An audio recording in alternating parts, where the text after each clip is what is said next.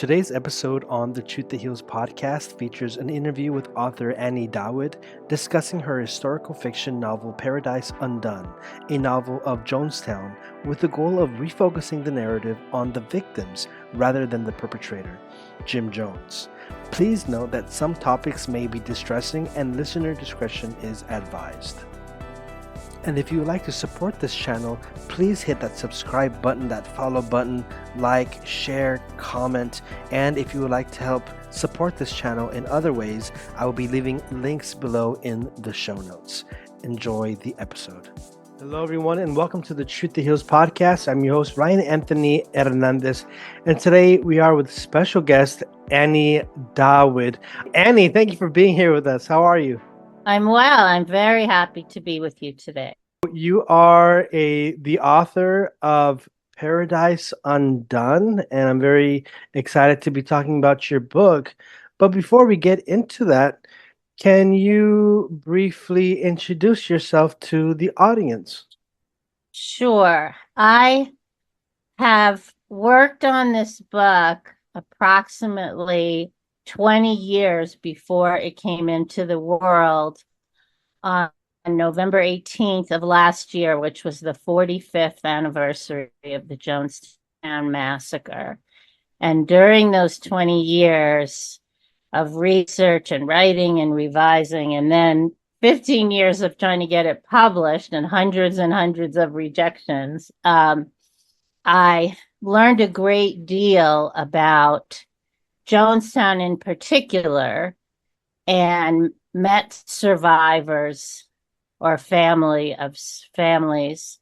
of survivors. And I feel like it's a story that is so relevant today about people following a charismatic leader to their detriment and even to their death.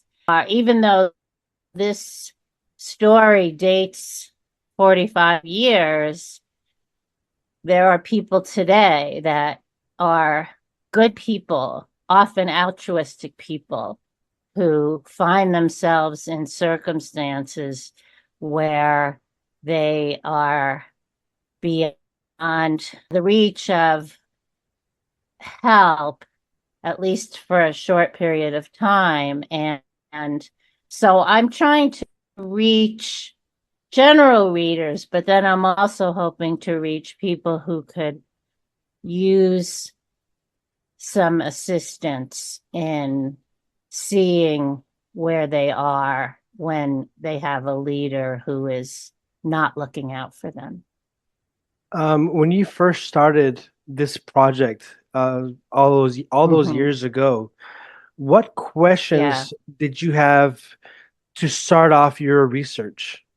So I want to show you when Jonestown happened, I was 18, and I'm guessing you weren't alive yet, 1978. No, not yet. Okay, so can you see this? Yes. It says Cult of Death, and then there's a vat and some dead bodies.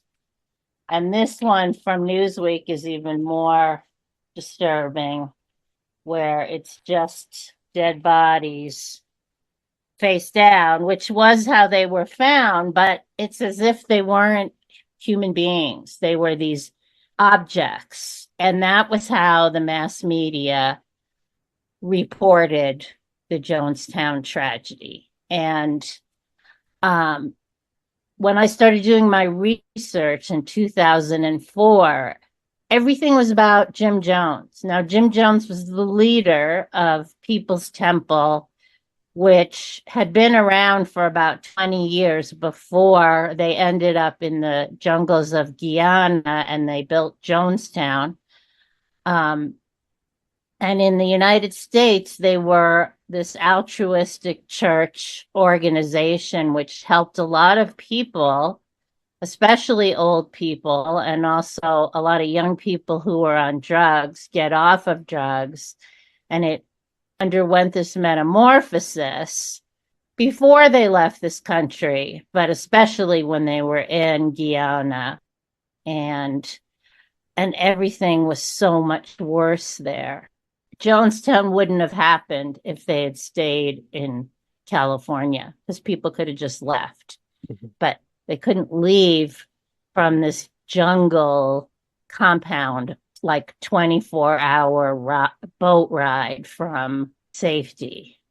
But what was disturbing to me was that everything was about Jim Jones. Like, I could find tons and tons of information about the cult leader, but 917 other people died that day. And what about them? And so it kind of came to me that everything was about the perpetrator. And there was like nothing to read, or very little when I started off, about his victims. And so I thought, my book is not going to be about Jim Jones. If you want to know about Jim Jones, there are 80 million sources out there. And there's too much attention. Like, everybody's drawn to the villain, which is true in other stories as well, right? We're always sort of attracted to the villain.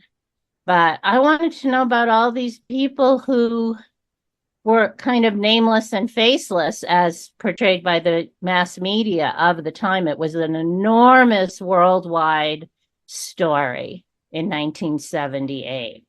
And they were kind of portrayed like these victims. They were zombies. They were people without any agency, without names. And of the 900 plus bodies, about 250 remained unclaimed because they could not be identified. And a third of that total were children. So there were so many human beings whose stories didn't get told. So I wanted to take a little bit of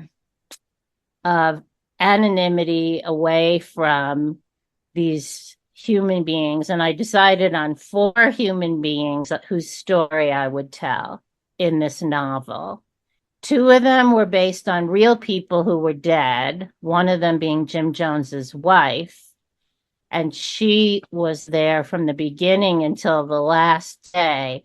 And I could find almost nothing about her, the sort of proverbial woman behind the man. But she was integral to the functioning of that organization. So I decided she would be one of them. And then I made 2 kind of composite characters who were survivors, whom I made from reading lots of memoirs and watching broadcasts with interviews, so that I would have somewhat of an example of some of the people who had been on to Jones, who were people who wanted to make a positive difference in the world, and things went horribly wrong.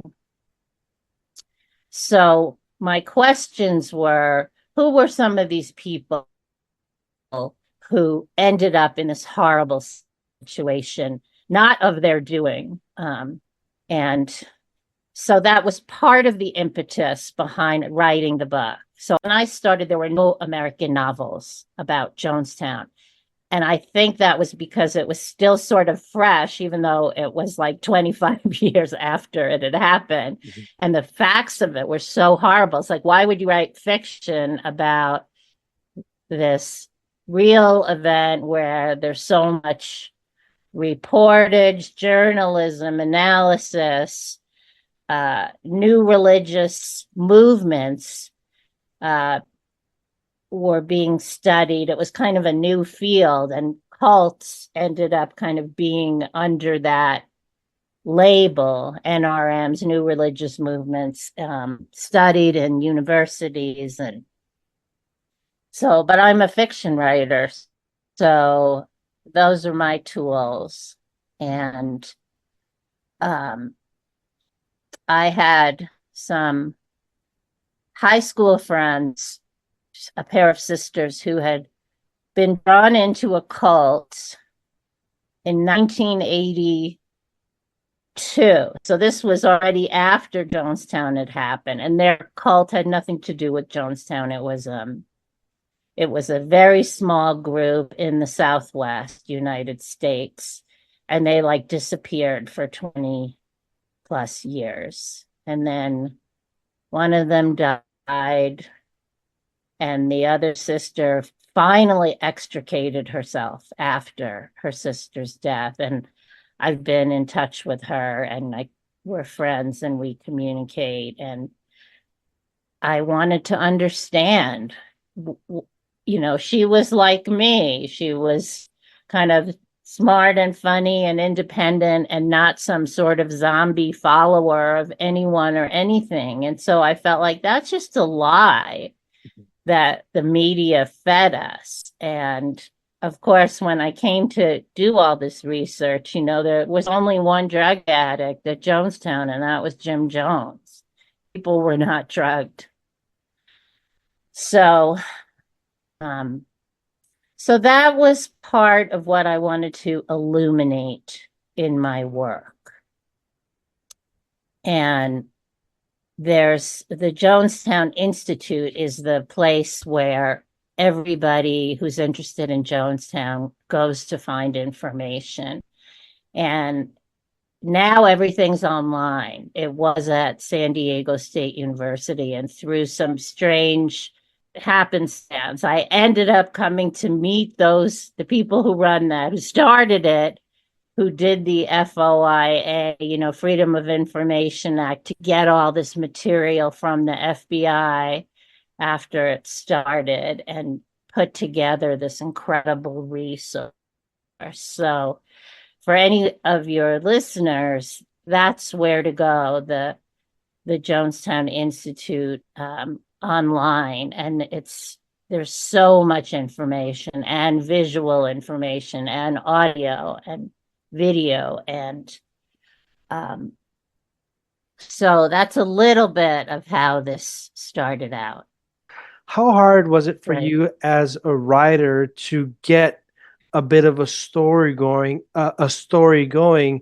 and what did you learn as a writer taking up this project? An enormous amount is what I learned. I feel, as a fiction writer, and I was trained in journalism, I should add. So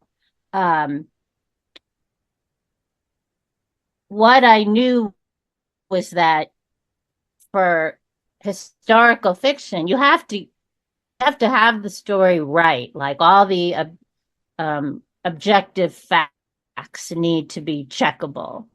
And some anonymous reviewer on Amazon gave me this compliment saying everything I read the book and then everything checks out.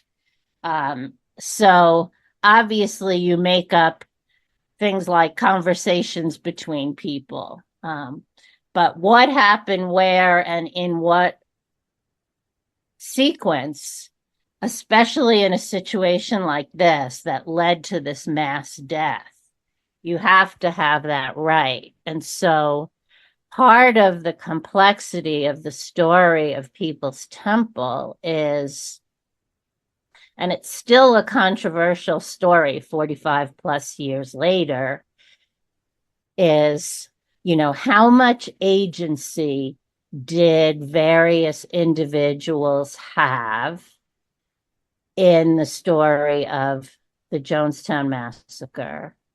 And how many other people were complicit in what happened? Jim Jones was one man. He didn't mix the poison.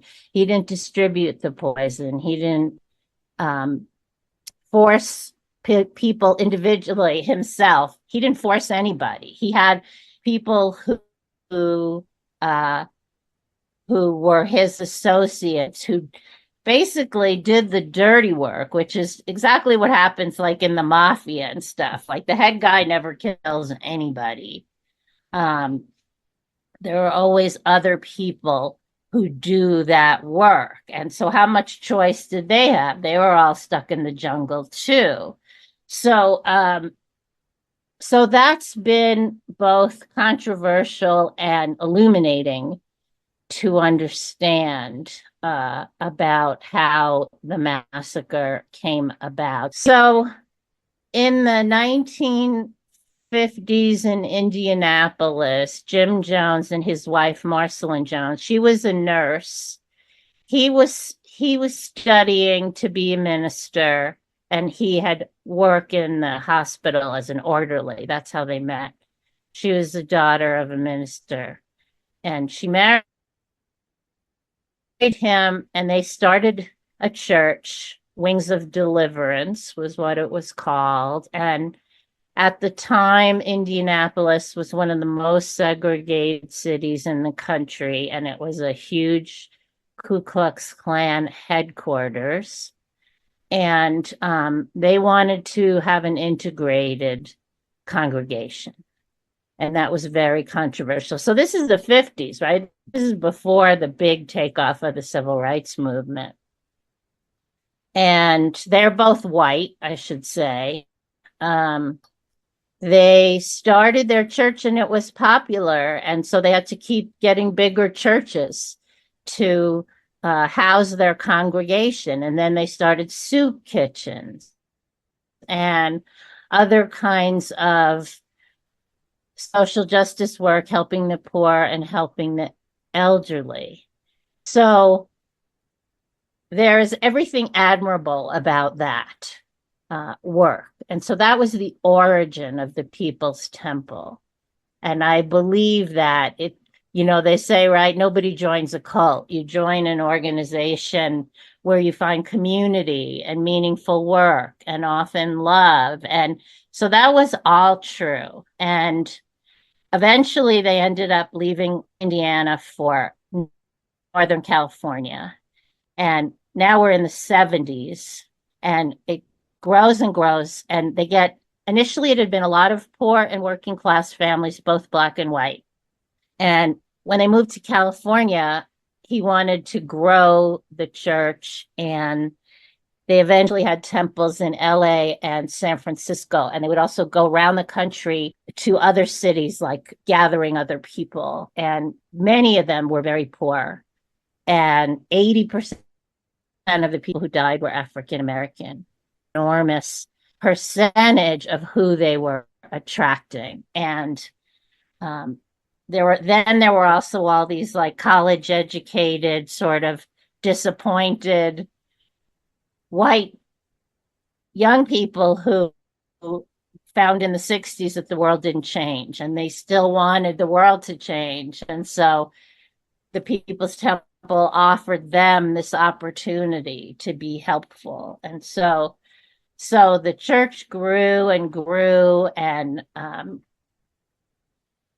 how they ended up in Guyana, which is in the north of South America. It's a very small country, formerly British Guyana. So they spoke English there, and that was a key in why they ended up in that country. And they'd also had a socialist government, and Jim Jones really wanted socialism to come and sort of lift every boat, so there wouldn't be such a massive class dichotomy that we still have all these years later in this country.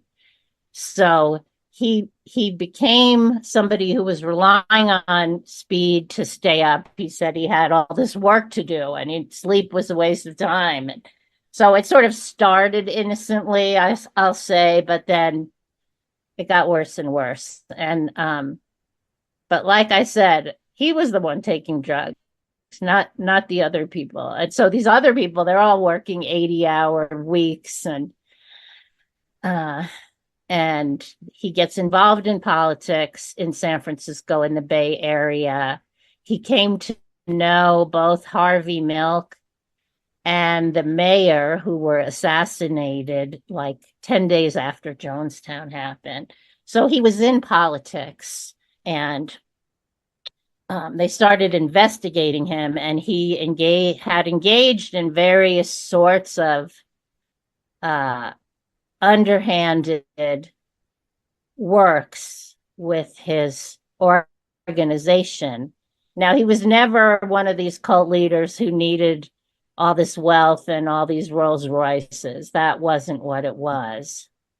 But he became the target of investigation, and there was this magazine investigative report that was going to come out, and he said, "We got to get out of here." And he had years before bought this place, 300 acres in the jungle. He wanted to, it was called the People's Temple Agricultural Project before it was called Jonestown. And he had sent people down there and they started building things. And really, it's this extraordinary project to go to from a total jungle to an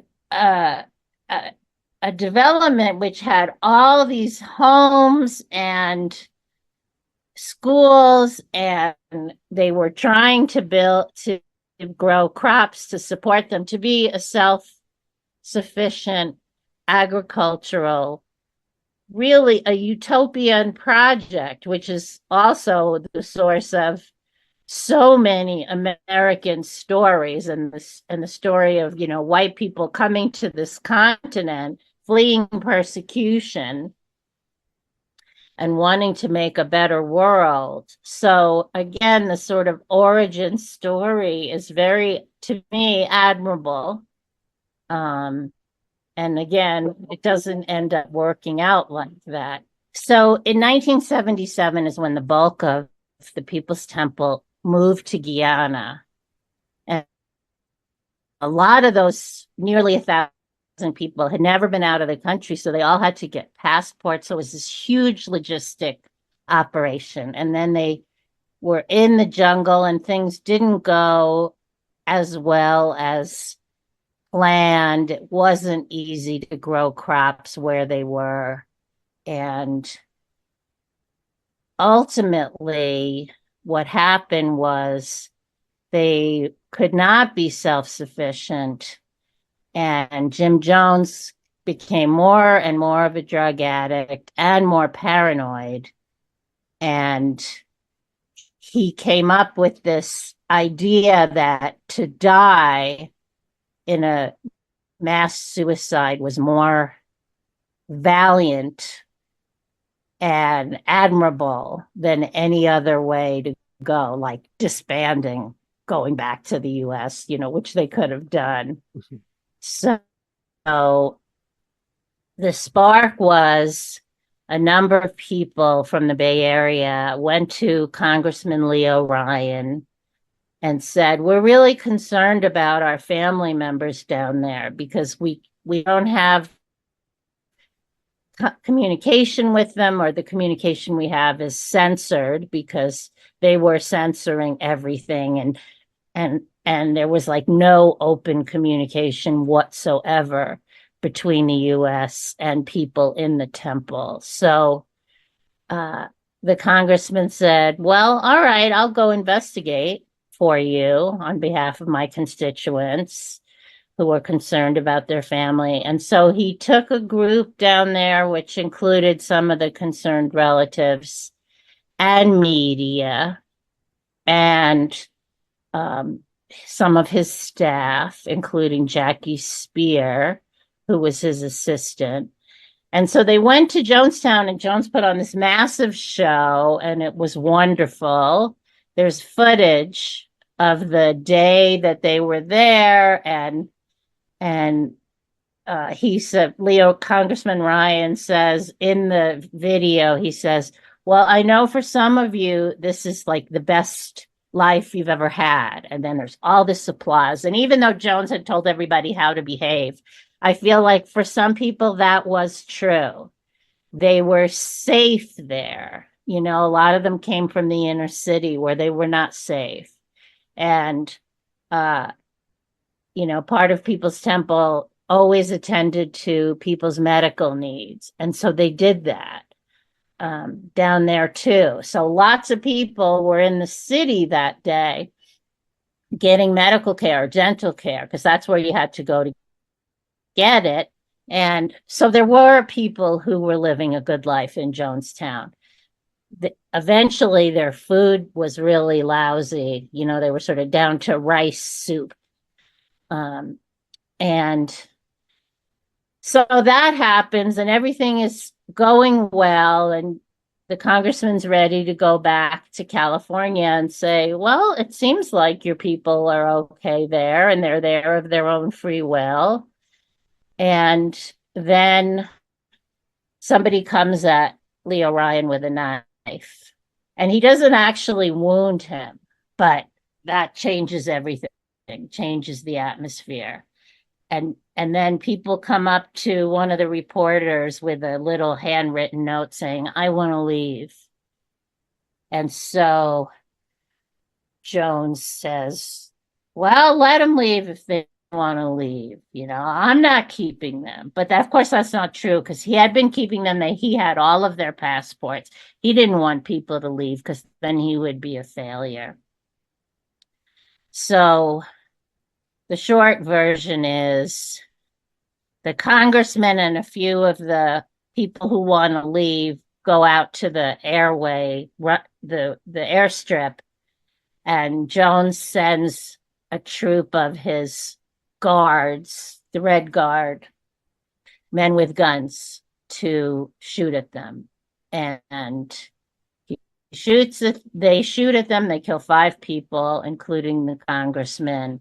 And the shooters go back to Jonestown and say, okay, he's dead.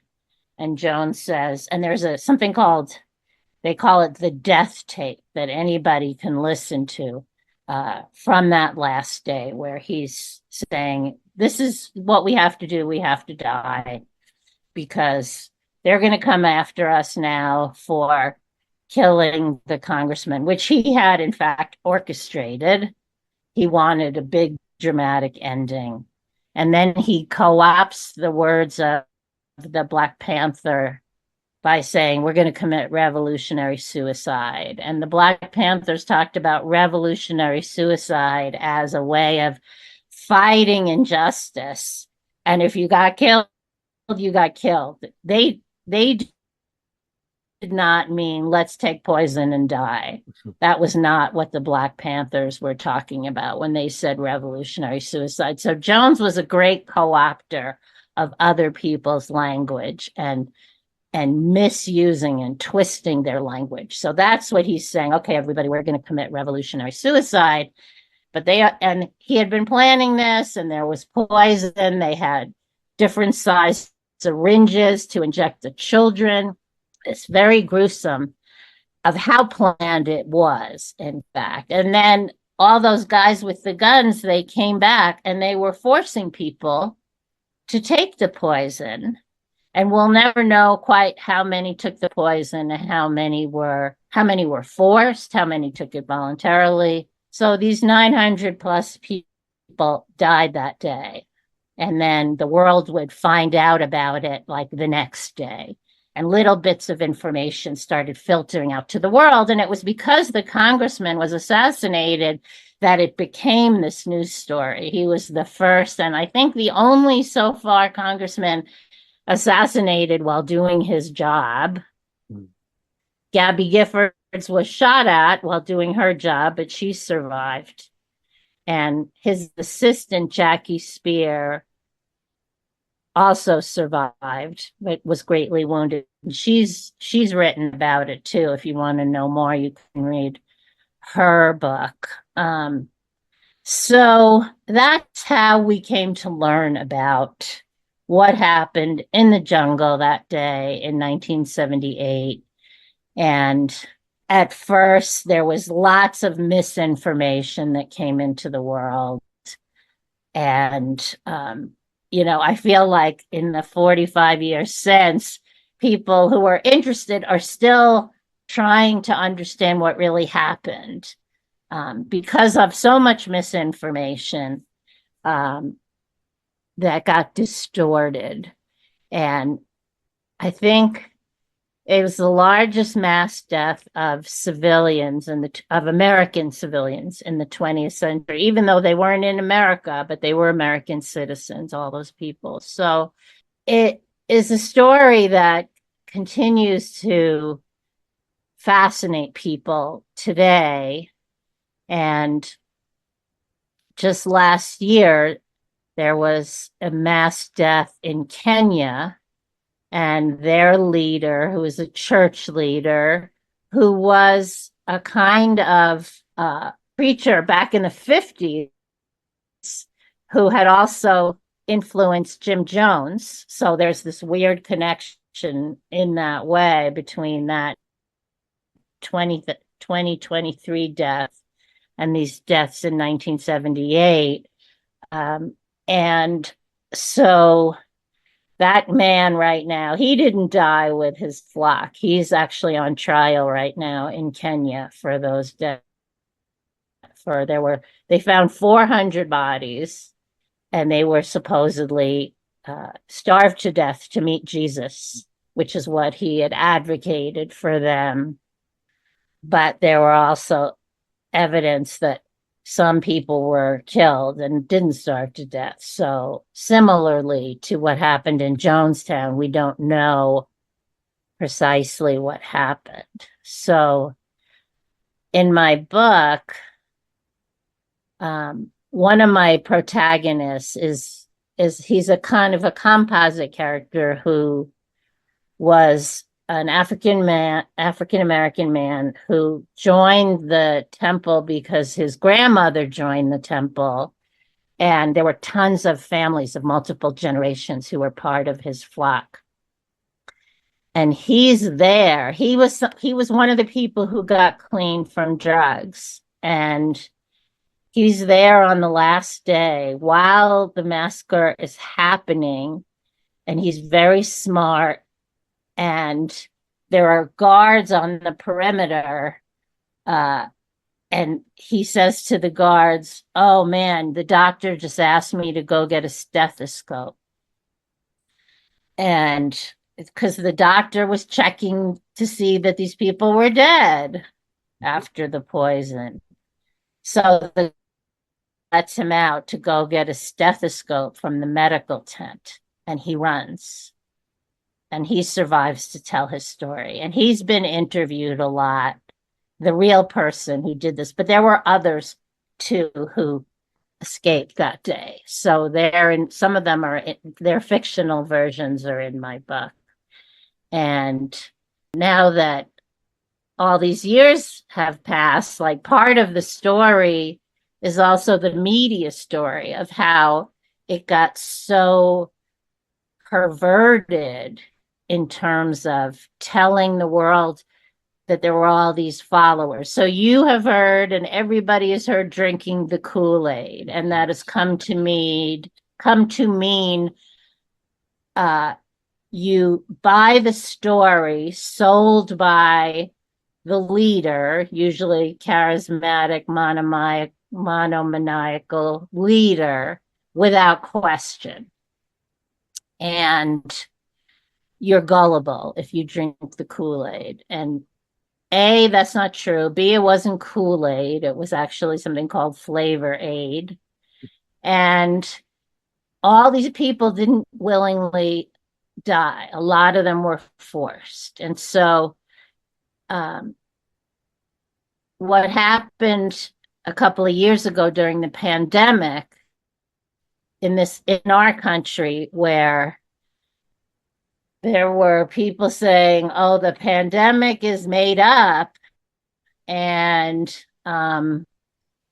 so lots of people did die from COVID because they wouldn't believe they didn't believe it was real and didn't take the prevention. And that was a kind of mass movement of people buying the story told by leaders who were misinforming them. So the idea of that is, yes, people can be misled, and they can be so misled that they will lose their lives as a result of listening to a charismatic leader. So it's still extremely relevant, this story. I wanted to pivot now and go back to your book, to your to the whole process, because you mentioned at the Okay. beginning it wasn't a 3 hour sit down, you just wrote a book. This was hours, days, months, years of work that was involved to getting this Yes. project, to getting this book out there. What kept you on task to make sure that this book came out despite all of the struggles that you went through and all the Right. years? Yes. Thank you. Thank you for that question. Um, the more I got rejected, the more I felt this is a story that needs to be told. And during those 15 years with the hundreds of rejections, I also was the book was a finalist 17 times. And these were all American publishers. So I'm an American. I thought this is an American story. I'm going to try and get this published in America. I never thought differently. And my previous books were published in America. And I also had two other books published during that time, during those 15 years. And I knew it was well written because otherwise it wouldn't have been a finalist so many times. So it was a question of really finding the right judge or the right editor who says, yes, I want to participate in telling this story. And what ultimately happened was I had submitted a short story unrelated to this to a contest in the UK. And I spoke to this UK person, and she said, well, I'm starting a press here in the UK. And I told her about the Jonestown book. And she said, well, I want to read it. And she read it. And a month later, she said, I want to publish it. So that was a month. That was the shortest turnaround time. And, you know, in the time since, I've really thought about, well, it's a very brutal, ugly American story. And I think it's a piece of American history that nobody wants to hang out there.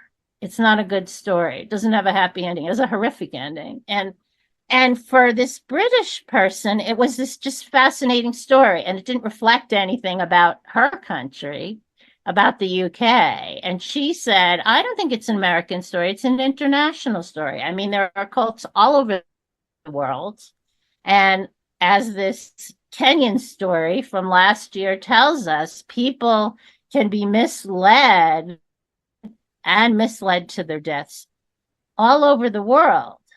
So, um, so I was convinced that the story needed to be told, and my nature is not to give up, and so I didn't give up. My son was 4 years old when I started this book. I'm a single mother. It was just me and him. And so I'm showing him this is how you live a life. I mean, not consciously every day, but I'm his role model. And he sees me working, he sees me getting rejected and then continuing to work. And so ultimately in 2023 November, when the book came out in England, he was in Paris doing graduate study, and I went to England, and he came over the channel to be with me for my book launch. So he saw this process of when you believe in something, you work at it, and people say no, and you say, okay, you say no, I'll try somebody else. So maybe underneath subconsciously, I also felt like I didn't want to give up because I didn't want him to see me give up. But I'm just tenacious like that. And so I knew it was worth telling. And all the 17 judges said, this is a good book. So you get up to the top 10 in a contest. And then it comes down to taste, So you have 10 good books to read. You're gonna, as a judge, and I've been a judge myself, you're gonna pick a story that really appeals to you, and you're not gonna pick a story that you find distasteful. And so you have to have a strong stomach for the Jonestown story. And so that's a little bit of an answer to your question. Since the book has come into the world, which is now about half a year, I've gotten all these really great reviews. So I think it's a story that people appreciate hearing, both from sort of what I would call the Jonestown community. In other words, people who know a lot about Jonestown. So I got 2 reviews in the Jonestown Report, which is an annual publication by the Jonestown Institute.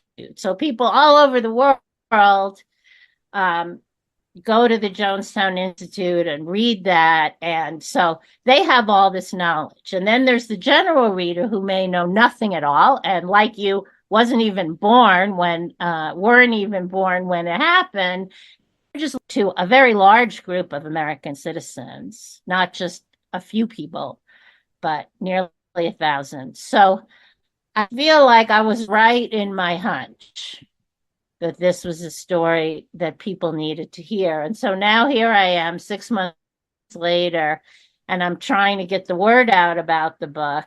So now it's published, but not many people know about it. So I'm trying to tell people who don't know about it this story, and to give the humanity to some of those victims all these years later. Mm-hmm. And there are still people who show up. I was just reading about this young man who had been adopted in 1968, and he didn't know anything about his own origin story. And it turns out his mother died in Jonestown in 1978. So he's on this path exploring, how his mother came to be. It's a very interesting and complicated story, and how she came to be in Jonestown and gave him up for adoption 10 years earlier. And so there's always more stories. And I guess what I'll end this little part with is now the story about post Jonestown culture has come into a very contentious moment, because at the mass grave in Oakland, California, some people decided they wanted to have a memorial to all of the victims. And they got these 4 plaques engraved with all the names of people who died. And Jim Jones' name is on there because he died that day. And like about half of this, let's say, survivor community was appalled and said, how can you put his name there? That's like putting Hitler's name with the 6 million Jews. No, he's not a victim. No, he shouldn't be there. And these other people are like, no, we said we would commemorate all the people who died that day, and he's one of them.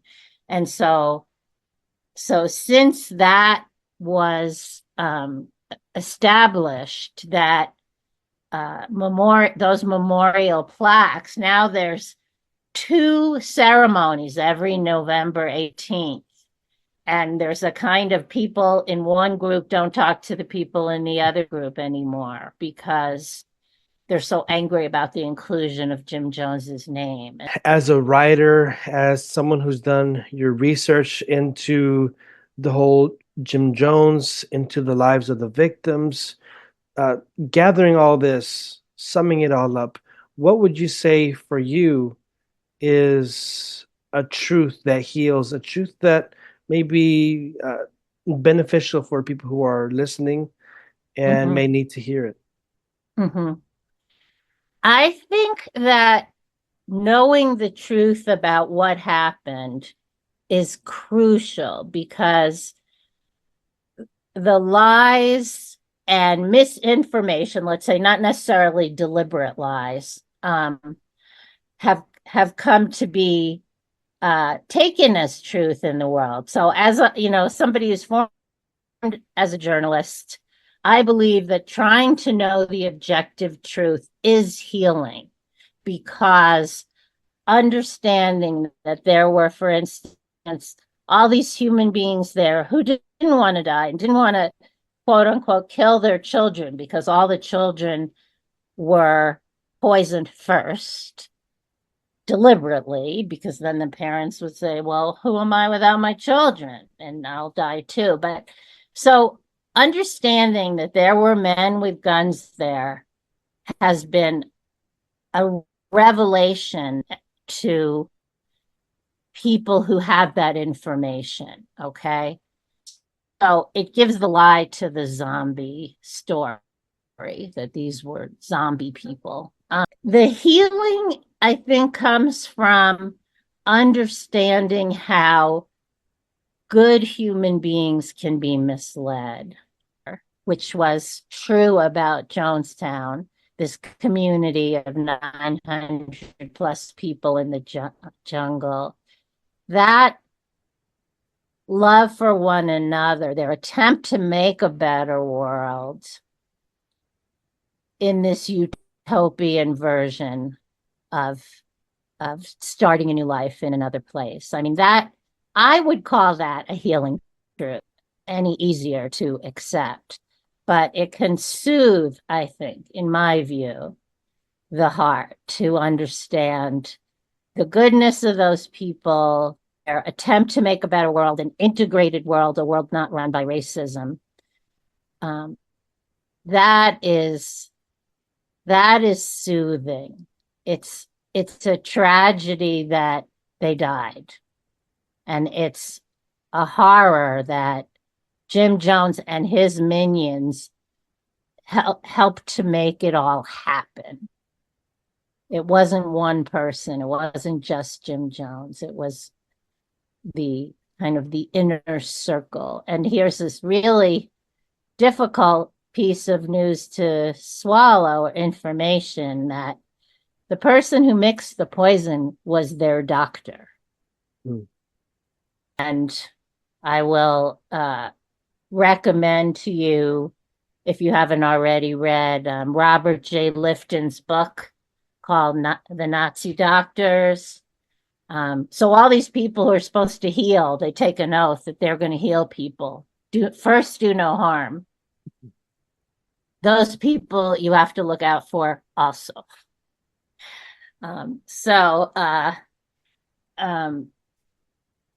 Knowing and understanding and having good sources of information, I feel that's key to living an informed life.